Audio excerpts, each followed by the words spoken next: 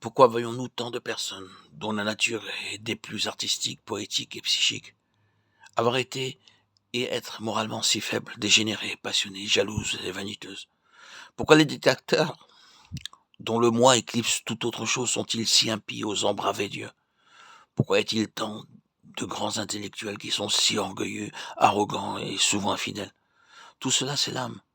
La réponse est claire. Ils ne connaissent pas cette union de l'esprit avec Dieu qui établit l'équilibre et le jugement saint, et par conséquent leur propre âme ont le dernier mot en toute chose. Ce n'est pas qu'ils rejettent en tout point le Dieu de l'univers, car ils s'en réfèrent parfois à lui, mais il n'y a pas de rapport entre lui et eux. Il n'a pour eux aucun but moral et pratique.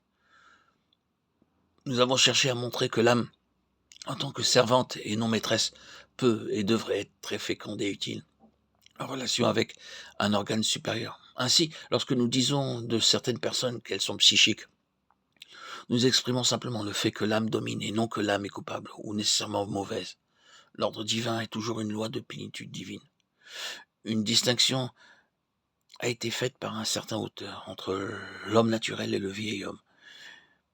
Il est dit là que le vieil homme est totalement dépravé, sans un seul trait qui soit de Dieu, mais que l'homme naturel porte des traces de ce qui est de Dieu, c'est-à-dire une affection naturelle, de l'amabilité, et souvent une grande mesure de vérité et de droiture dans ses rapports avec ses semblables.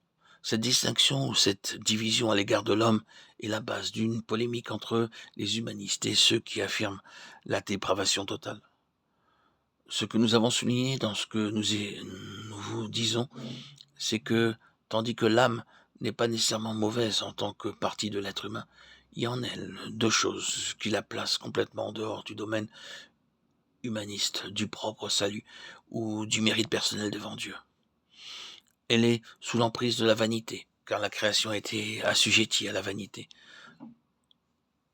non pas volontairement, mais à cause de celui qui l'y a assujetti, Romains 8:20, et du grand ne peut pas, de 1 Corinthiens 2:14. L'homme naturel n'accueille point les choses qui sont de l'Esprit de Dieu, car elles ne sont pour lui une folie, et il ne peut pas les comprendre, car c'est spirituellement qu'on en juge. L'âme est la sphère dans l'homme, qui, par sa complicité avec elle, est devenu l'allié des puissances mauvaises, et ce n'est que lorsque l'esprit de l'homme est vivifié et renouvelé qu'il reconnaît réellement combien terrible est cette alliance. Nous aimerions en même temps rappeler que l'âme est une servante très responsable. En effet, l'ego humain, le moi, en tant que vie personnelle et raisonnable, doit rendre compte à Dieu de sa soumission, de sa propre gloire, du fait qu'elle aura répudié sa propre vie, ou bien qu'elle se sera exaltée et affirmée elle-même, au-delà de sa demeure et de son propre domaine. C'est pourquoi l'âme qui pêche, c'est elle, c'est celle qui mourra.